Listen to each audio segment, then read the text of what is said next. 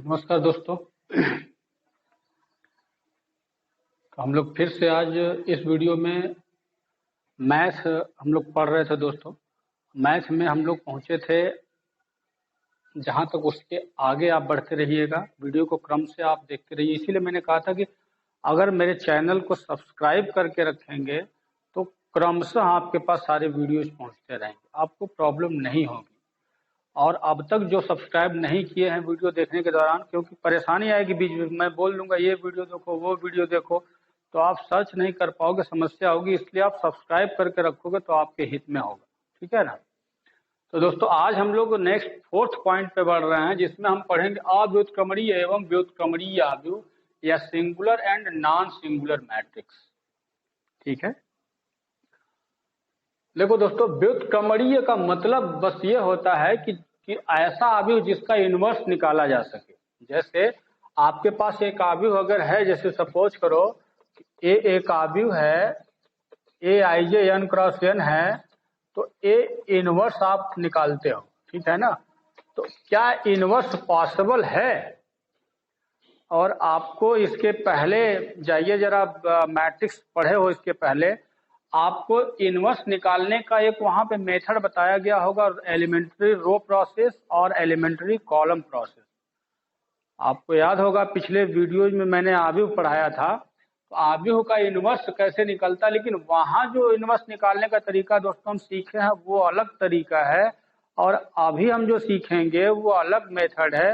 अब कहोगे सर कौन दोनों मेथड पढ़ना है, तो हाँ दोनों मेथड पढ़ना है, क्योंकि आपको वो मेथड जब देगा दोस्तों तो आपको लिख के पूछेगा कि find the inverse of given matrix with the help of row elementary process या कॉलम एलिमेंट्री प्रोसेस, ठीक है ना। तो इसलिए इसे भी जानना जरूरी है। पहले हम ये जानते हैं कि कौन सा मैट्रिक्स ऐसा होगा जो व्युत्क्रमणीय होगा, यानी कि किसका हम लोग इनवर्स निकाल सकते हैं, किसका इनवर्स नहीं निकाल सकते हैं, ठीक है।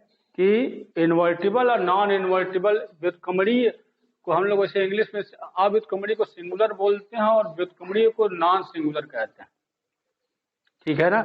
या हम इसको कह सकते हैं कि non invertible and invertible matrix.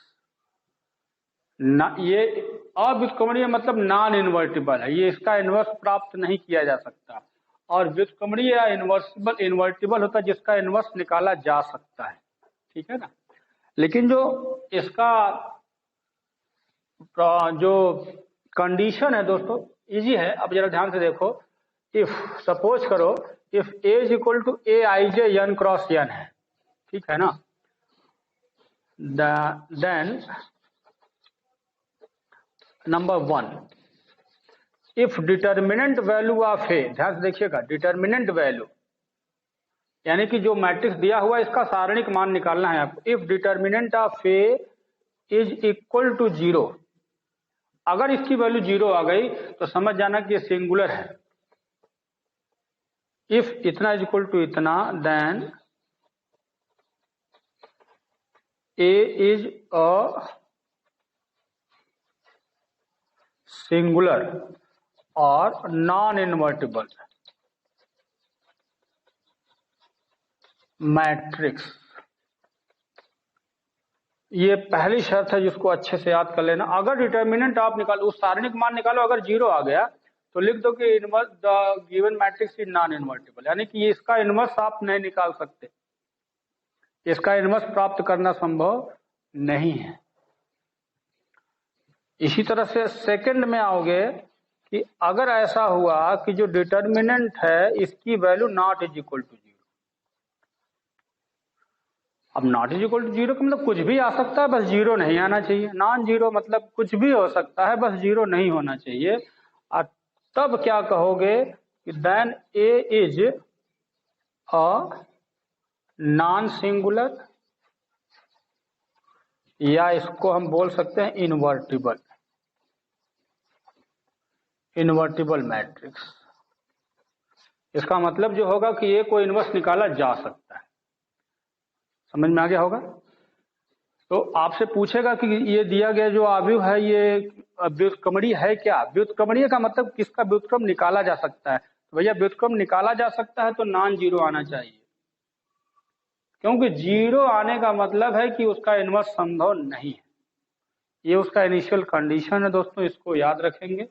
अभी इसका यूज करके हम एक आध क्वेश्चन सॉल्व करेंगे तब और डिटेल आएगा, लेकिन अभी आप रूल याद रखिए। डेफिनेशन है कि singular and non singular matrix का कैसे आप डिफाइन करोगे, ठीक है। ये शर्त है, कंडीशन है, इसको याद रखिएगा।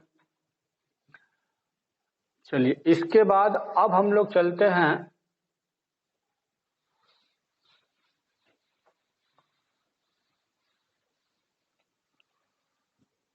नंबर 5 पे।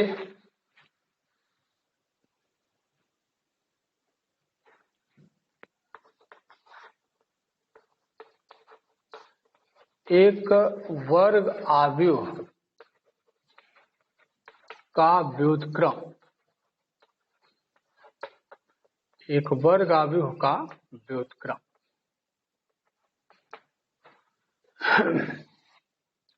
यानी कि inverse of a square matrix.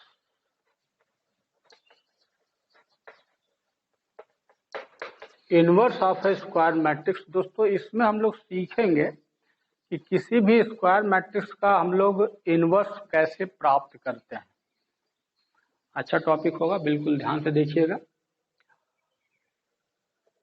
चलो सबसे पहले ये जानो कि अगर ऐसा हुआ कि ए और बी का गुणा करने पर आई आ गया, सांकेतिक भाषा समझिएगा इसका। ए और बी मतलब ऐसे दो आव्यूह ए और बी, पहले ऐसे लिख लो, यदि ए और बी दो आव्यूह इस प्रकार हो, यदि ए और B are such matrix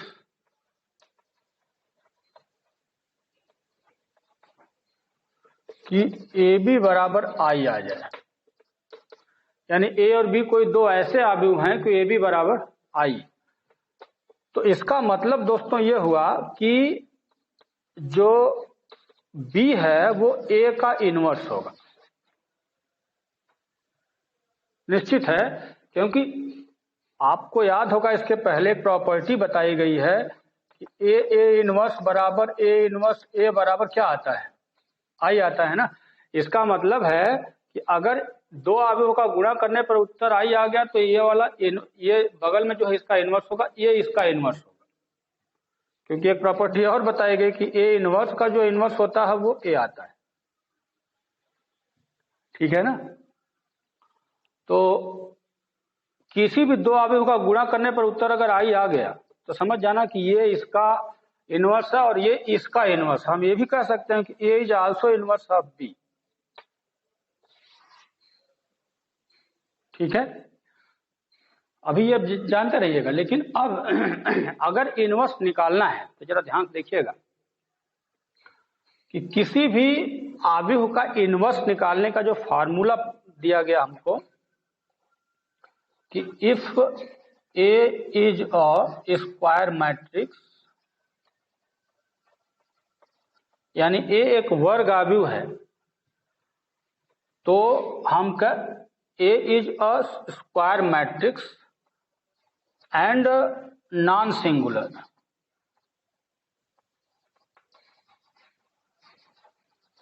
non singular का मतलब आप समझ रहे होंगे कि डिटर्मिनेंट जीरो नहीं होना चाहिए।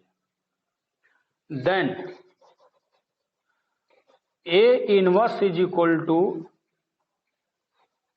Adjoint of A upon determinant of.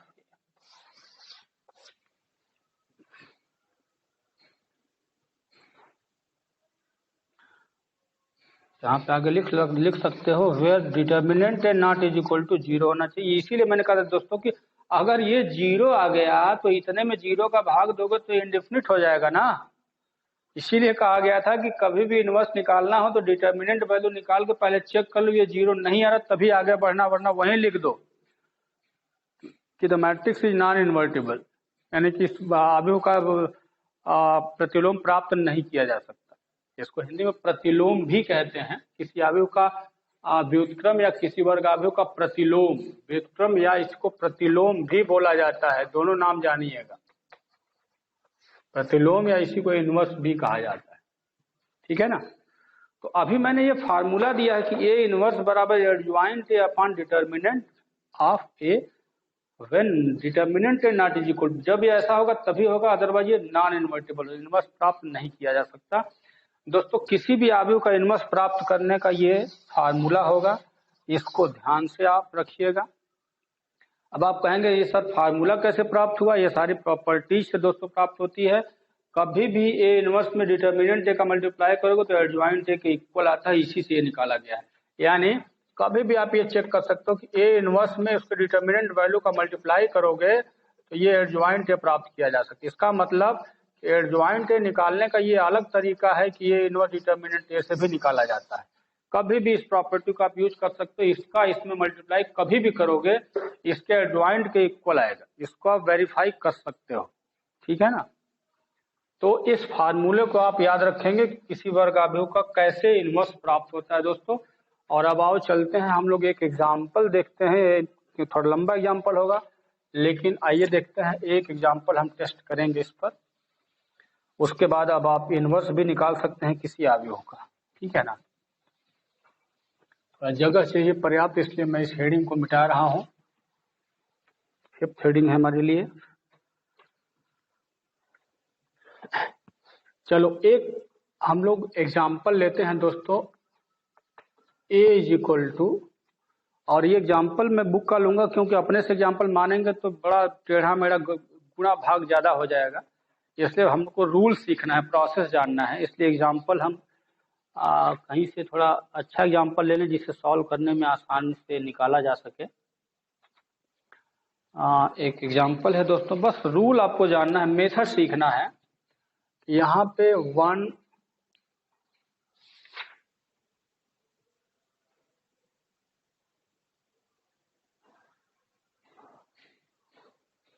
2 1 1 -1 1 2 3 -1, ठीक है। तो ये इसका हमको अगर फिर से 1 2 1 1 -1 1 2 3 -1 दोस्तों, इसका हमको निकालना है इनवर्स मैट्रिक्स, ठीक है। ए इज इक्वल टू इतना, देन फाइंड ए इनवर्स, बस यही क्वेश्चन है। और ध्यान से देखिएगा, ये बोर्ड एग्जाम में दोस्तों इतना ही काम आपको 4 मार्क्स क्वेश्चन में आ सकता है। ऐसा क्वेश्चन आपको 4 मार्क्स का दिया जा सकता है एग्जाम में, इसलिए बी अलर्ट, ठीक है। आइए देखते हैं, मेरे साथ साथ रहिए, बिल्कुल जो पीछे मैंने रूल बताया है उस रूल को अच्छे से फॉलो करना है, तभी आपको लगेगा। चलो चलते हैं। सबसे पहले आपको कभी भी ए इनवर्स निकालना, स्टेप वाइज देखेंगे। सबसे पहला स्टेप आपको करना क्या है कि फाइंड डिटर्मिनेंट ए, सबसे पहला स्टेप वाइज मैं बता रहा हूं। पहले स्टेप में क्या करोगे, आपको इसका डिटर्मिनेंट वैल्यू चाहिए, तो डिटर्मिनेंट वैल्यू निकालने के लिए आपको समझा दिया गया है 1 2 1 1 -1 1 2 3 -1, और इसको आप एक्सपेंड करो दोस्तों, एक्सपेंड कर दो। ये 1 को लेके खोलोगे, ये फिनिश 1 और -3, डायरेक्ट मैं लिख रहा हूँ, 1 -3, फिर -2, ये फिनिश होगा, ये फिनिश होगा, तो -1 -2, फिर +1 होगा, ये फिनिश होगा, तो ये 3 और +2। मिस्टेक एक भी नहीं होना चाहिए वरना बहुत ज्यादा लॉस होगा, इसमें ध्यान रखिएगा। 1 को मैंने लिया है, 1 को लेकर खोला है तो ये ये 1 -3 करेक्ट है, -2 को लेकर खोला है तो ये -1 -2 करेक्ट है, 1 को लेकर खोला है तो 3 + 2 करेक्ट है। सॉल्व कर जाइए जल्दी से इसको, ये -2 आ जाएगा यहाँ पे, -3 तो +6 आ जाएगा और +5 आ जाएगा, तो 6 5 11, कितना हुआ, 9 आ रहा है ना, ठीक है, 9 आएगा। तो इसी को मैंने कहा था कि 9 का मतलब डिटर्मिनेंट ए का शारीरिक मान 9 आ रहा है, तो अब आप कह सकते हो कि determinant of A not is equal to 0, 9 आने का मतलब 0 नहीं है, which is not is equal to 0। Last में लिखोगे determinant A not is equal to 0, so A is invertible, A is invertible का मतलब व्युत्क्रमणीय है, व्युत्क्रमणीय है मतलब व्युत्क्रम निकाला जा सकता है। ये आप एक प्रकार से टेस्टिंग है, ठीक है ना। लेकिन बाय द वे किसी क्वेश्चन में ऐसा हो जाए कि इसकी वैल्यू 0 आ जाए, तो भैया आगे मत बढ़ना, बस यही लिख देना कि अतः ए का व्युत्क्रम संभव नहीं है, यानी कि वो नॉन इन्वर्टिबल है, यानी वो सिंगुलर मैट्रिक्स है। यहीं लिख करके बस स्टॉप कर देना, लिख देना कि इसका व्युत्क्रम संभव नहीं है। लेकिन यहाँ तो संभव है, काम हम लोग का बढ़ गया है। चलिए ठीक है, अब इसको डिटर्मिनेंट ए की वैल्यू याद रखिएगा 9 आया हुआ है, इसको हम कहीं रख लेते हैं, लेकिन हम हटाएंगे क्योंकि मुझे जगह चाहिए। फिर से स्टेप 2 में चलते हैं। 9 याद रखिएगा इसका सारणिक मान। स्टेप नंबर 2 में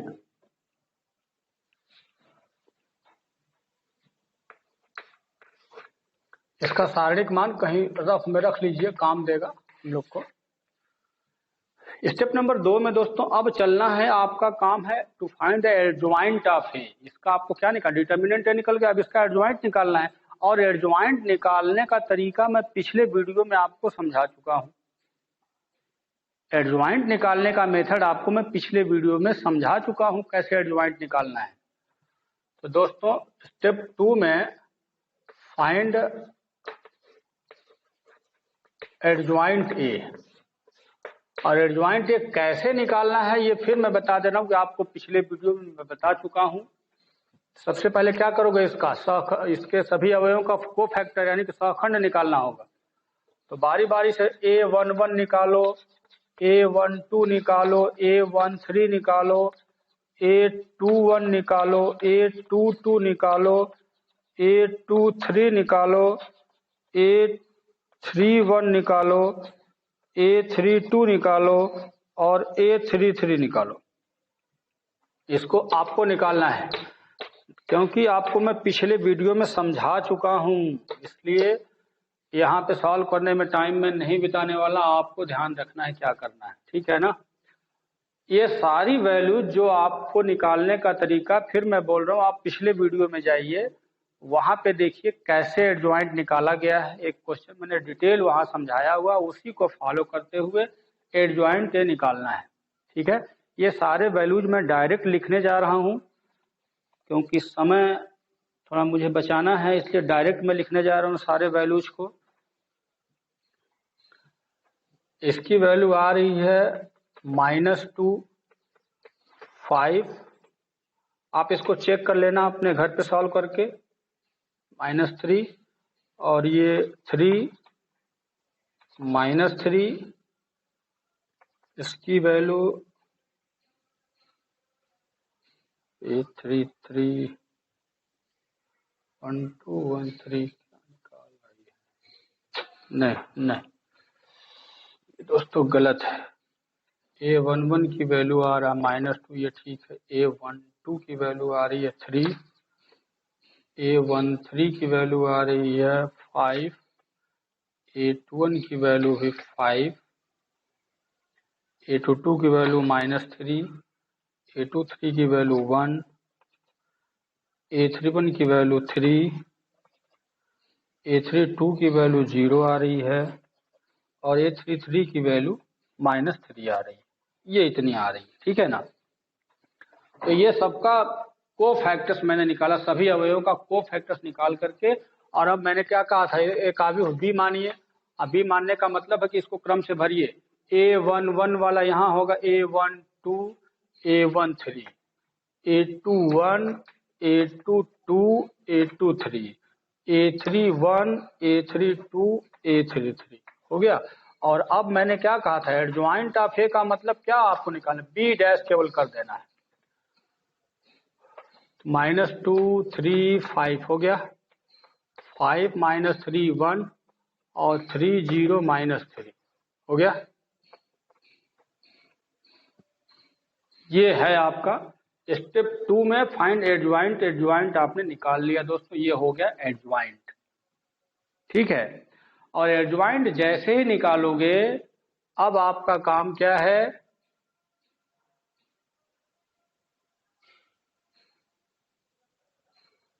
ठीक है। अच्छा, एडजॉइंट निकालने के बाद अब आपको फार्मूला क्या चाहिए, A inverse is equal to adjoint A upon determinant A, यही फार्मूला बताया गया था ना। बस इस फार्मूले में आप रख देना है, या इसको हम कभी कभी ऐसे भी लिख सकते हैं 1 अपॉन डिटर्मिनेंट ए और यहाँ पे एडजॉइंट ए, ठीक है ना। चलो अब अगर वैल्यू इसमें भरी जाए तो 1 डिटर्मिनेंट ए की वैल्यू आपके पास 9 है, तो आप यहाँ पहले ही लिखोगे 1/9, ठीक है। और एडजॉइंट ए आपके पास ये अवयव है दोस्तों, तो इस अवयव की पूरी वैल्यू को आप भरेंगे यहाँ पे -2 5 3 एंड 3 -3 0 एंड 5 1 -3, ये हो गया। लास्ट में दोस्तों आपको ए इनवर्स की वैल्यू आप निकाल चुके हो, ठीक है ना। लेकिन ध्यान रखना कि अगर पूरे अवयव में 1/9 का मतलब 9 अंदर भी ले जाना पड़ेगा लास्ट में, और 9 से सब में डिवाइड करो, ये -2/9 5/9 और 1/3 आ जाएगा, 9 कट जाएगा, यहाँ भी 1/3 आ जाएगा, यहाँ -1/3 आ जाएगा, ये 0 ही रहेगा, और ये 5/9 आएगा, यहाँ 1/9 और यहाँ ऋण 1/3 आएगा, और ये आपके पास दोस्तों आंसर होगा। इसी को हम लोग ए इनवर्स बोलेंगे।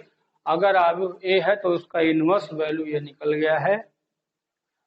समझ में आ गया होगा कि किसी अवयव का इनवर्स कैसे निकाला जाता है, इसकी पूरी प्रक्रिया मैंने आज बताई है, और आई थिंक कि आप अच्छे से समझ गए होंगे कि किसी अवयव का इनवर्स कैसे निकाला जाता है।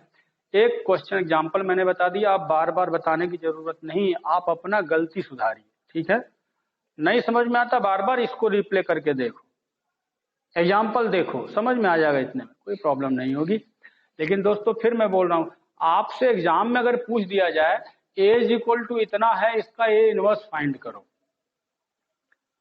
केवल बोल दिया ए इनवर्स फाइंड आउट करो, तब आप इस विधि का ही प्रयोग करना, ठीक है। लेकिन अगर बाय द वे पूछ दिया कि यदि ए बराबर इतना है तो प्रारंभिक पंक्ति संक्रिया विधि या प्रारंभिक स्तंभ संक्रिया विधि से ए इनवर्स निकालो, तब आपको उस विधि में जाना पड़ेगा। आपको जैसे बताया गया था एलिमेंट्री रो प्रोसेस और एलिमेंट्री कॉलम प्रोसेस, क्योंकि उसका नाम लेके आपसे पूछेगा एग्जाम में, तो इसलिए उसको जानना अति आवश्यक है और इसे भी जानना अति आवश्यक है, इसलिए भाग नहीं सकते आप बच के, पढ़ना दोनों को है।